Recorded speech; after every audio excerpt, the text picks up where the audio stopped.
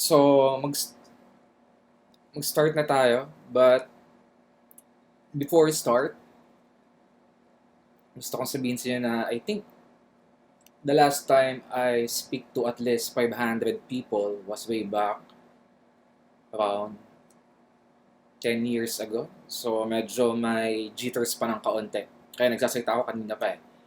Medyo may jitters pa din. Now, o may stage fright sabi ng iba. Though this one is a webinar, hindi ko nakikita yung mga participants, mukha ko lang nakikita ko dito. And I am not yet comfortable na nakikita ko yung mukha ko sa screen and nagsasalita sa... So I'm using my laptop here and nandito yung webcam ko and I'm using a dual monitor or a second monitor for a larger display. So yung nakikita nyo ngayon is my second screen. So much larger ang display. Now, I think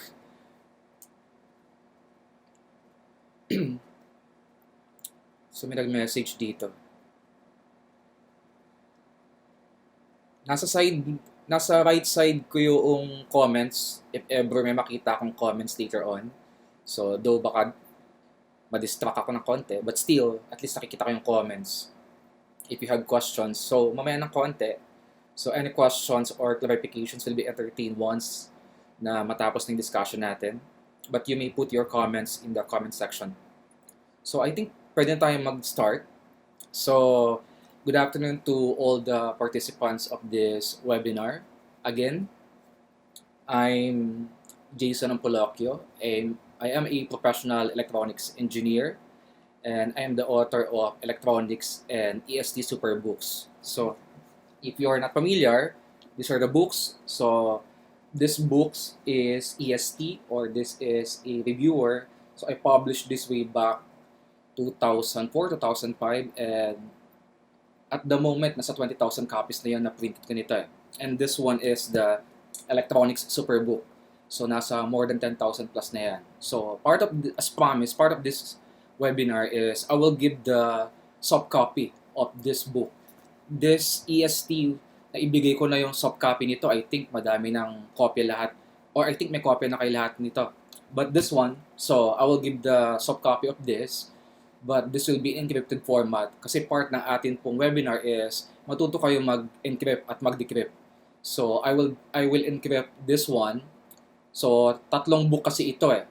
So mamaya pag-uusapan natin paano yung distribution in soft copy nitong Electronics Superbook.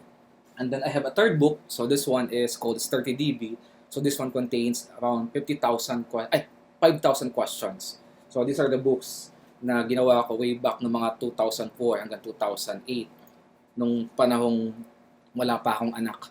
So Father's Day naman pala bukas eh. Hindi ko na kaya ngayon yan. Now, going back to our topic. So I also invited some of my colleagues and lawyer friends from different government organizations, data protection officers. So, and to inform you, this webinar is recorded. So this one is being recorded in 4K. So as part of our privacy protection, so ito po pinapaalam ko sa lahat that this one is being recorded. 4K po yung record ko nito. So mamaya i-stop ko siya ng konti and then record ko ulit. Baka kasi maghang yung PC ko. So now, yung mga in-invite ko na, sana makapasok sila, yung mga lawyer friends ko and yung ibang kakilala ko sa ibang government agency, I invited them. So they are interested to learn the protocols, algorithms, and technologies behind different crypto systems. So pag-usapan natin itong cryptography. But first, let's start with this slide. So first one is the data breach statistics. So if you notice here, around 13 billion records are lost or stolen since 2013. So, yung mga naka-attend ng seminar ko before, o ng webinar ko last time, that was, I think, 2 or 3 weeks ago. So, half of this is na-touch ko ng konti, but I will jump doon sa mas critical, so doon sa mas crucial. So, I will discuss virtual private networks, etc. So, malaking bahagi nito will be hindi ko pa natatouch doon sa kabilang na i-discuss ko. But back to the slides. So 13 billion records are lost or stolen. Imagine, from here, if you notice, kung nakikita nyo sa screen, so I will annotate this one, only 4% of these breaches are considered as secure breaches. If you notice, where encryption was used and the stolen data was rendered useless.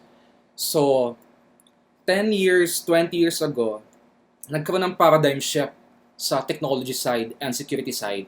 Ang mga technology officer, ang mga security officer, 10, 20 years ago, nagkaroon ng tinatawag nilang principle called as assume breach security. So it means you accepted the fact that an attack is going to succeed no matter what. And you're going to build your defenses accordingly. So, ngayon, ang goal na natin is brace for impact. So, mitigate yung data breach. Mitigate yung cyber attacks. Imagine, ang NASA, ang FBI, ang CIA, ang Google, ang Yahoo, yung napakalalaking mga kumpanya na yon, may mga breaches na yun in the past eh. So may mga cyber attacks na yun in the past. At imagine a nuclear facility in the middle of nowhere.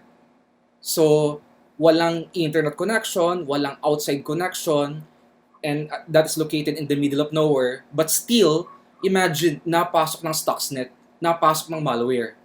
Kaya ngayon, ang mindset na ngayon is brace for impact. And the goal now is to mitigate yung impact ng cyber security, kumbaga mga cyber attacks. So yung data breach, ang goal na natin ngayon is, kung napansin nyo dito, dun sa annotation ko, only 4% of these breaches are considered secure breaches na ginamitan ng encryption and the stolen data was rendered useless. Especially now, may COVID-19 pandemic tayo. I think halos lahat ng government agency now is going online. So ang mga submission ng mga forms are now in digital format. So mamaya pag-uusapan natin yon. Napaka-critical nitong topic na ito, especially for those government agency. Kaya nga in-invite ko yung mga ibang mga kaibigan ko eh. So because they are interested to learn how to implement public key infrastructure, digital signature, digital certificates, and paano yung technology behind virtual private networks, etc. So pag-uusapan natin yan. So ito pa ang problema eh. The role of the defender is much more difficult compared sa pag-uusapan natin, yung attacker. Yung attacker kasi, the attacker only needs one weakness. So, isang isang misconfiguration lang, pwede niya nang makompromise yung system, yung isang kumpanya. That's the problem. Imagine. So, yung nasa security side, yung nasa technology side, yung mga nasa, halimbawa, for example, nasa isang agency or nasa isang company. So, napakalaki po ng attack surface nila. Imagine if you have a website or imagine if you have 2 or 3 web application exposed in the public. Napakalaking na attack surface mo. At hindi mo kayang i-cover lahat yon. A good example is this. Ang Pilipinas, napakalawak ng coastline. I think the coastline of the Philippines is isa sa pinakamalawak sa buong mundo. So, paano mo poprotektahan yung lahat ng coastline ng Pilipinas kung ikaw ang magpoprotekta ng halimbawa Pilipinas? Napaka-imposible. That's next to impossible. So, now, ang goal natin dito is to learn cryptography, to learn encryption technologies, to learn encryption protocols, to learn encryption algorithms. Ang goal natin dito, first, is learn the languages, learn the jargons, and then build the skills. Yun yung akin pong prinsipyo eh. Pag meron akong hindi alam, first, I will try to learn the language. Ano yung mga jargons na ginagamit? Kasi pag nagbabasa ka, kailangan alam mo yung mga jargons na yon. Pag nakakita ka ng mga manual, dapat alam mo ano ibig sabihin ng mga yon. So that's the first step. Learn the language. Then the second step is build the skills. So, pag alam mo na yung mga jargons na ginagamit, alam mo na yung mga terminologies, now you could slowly build up the skills. So, this webinar is also helpful for those preparing for CEH, Security Plus, all security-related Cisco certifications, CISA, CISM, CISSP. So, lahat ng cyber security certification, imposible na hindi yung bibigay ng question about cryptography. Almost 20% of the exam questions, madami doon manggagaling dito sa ating pag-uusapan. Now, let's go forward. Ay, tanggal natin yung nag-annotate. Let's define what cryptography is. So, cryptography is the practice and study of techniques for securing communication and data, take note, in the presence of adversaries. Yun na yung ating problema eh. 30 years ago, 40 years ago, ang problema lang is yung mga basic misconfiguration. But for the last 7 years, nagkaroon na po ng pagbabago. Kung napansin nyo kanina doon sa akin pong data breach statistics, nakasulat dito, data records lost or stolen since 2013. Bakit 2013? I think hindi ko na kayang i-discuss in full details bakit nag-start ng 2013 nagbilang ng data records lost or stolen. But for the last 7 years, nagkaroon na ng pagbabago, napakalaking pagbabago. So, we need to consider the presence of this, what we call as cyber threat actors o yung mga malicious threat actors. So, we want to communicate. Take note, if we want to communicate and we want to secure the communication, so we need to use cryptography. So cryptography is the process and study of techniques for securing communication and data in the presence of adversaries. First, we define what cybersecurity is. I-define muna natin. Ano ba yung cybersecurity? Kaya ko pa binabanggit eh. So cybersecurity is the body of technologies, processes, and practices designed to protect networks, programs, and data from attacks, damages. So, ayun po yung purpose. Ayun yung basic definition ng cybersecurity. Now, ano yung mga jargons na kailangan nating malaman? Napakadami pong jargons dito eh. So, yung pong cryptography is from the Greek word cryptos, which means hidden, and graphene, which means to write. So, yung cryptography is from the word cryptos, which means hidden, and then graphene, which means to write, or simply hidden messages. That's what cryptography is. And then we have what we call as cryptology. Cryptology is the scientific study of cryptography and cryptanalysis. This one. So this cryptography or this cryptology here, that is the scientific study of cryptography. Asan yung cryptography? Hindi ko na makita. So nagdi-discuss kasi ko. And this one's the cryptanalysis or cryptanalysis. So for cryptography to work, it basically needs 3 components. First is the cipher, also known as the algorithm. So that is the mathematical function to manipulate data, or that is a mathematical function for encryption and decryption. So ulitin ko, cryptology is the scientific study of cryptography and cryptanalysis, while kung pag-uusapan natin yung salitang algorithm, that is also called as the cipher, and this one is the cipher. Hinahanap ko pa yung algorithm eh.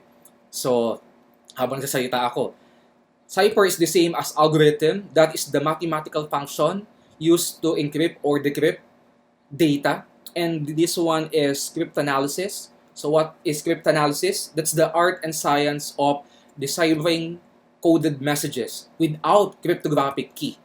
Ulitin natin. So cryptanalysis is the art and science of deciphering coded messages without cryptographic keys. And the first people to understand clearly the principles of cryptography and to elucidate the beginnings of cryptanalysis were the Arabs. Imagine, as early as 14th century, the Arabs are using substitution and transposition ciphers. And they also discovered the use of letter frequency distribution and what do you call this? Plain text, probable plain text for cryptanalysis. So as early as 14th century, the Arabs are using substitution and transposition cipher, and they discovered how to use yung letter frequency distribution and probable plain text for cryptanalysis. So yung mga Arabs as early as 14th century, may malinaw na sa isip nila ano ba yung cryptography at cryptanalysis or cryptanalysis. So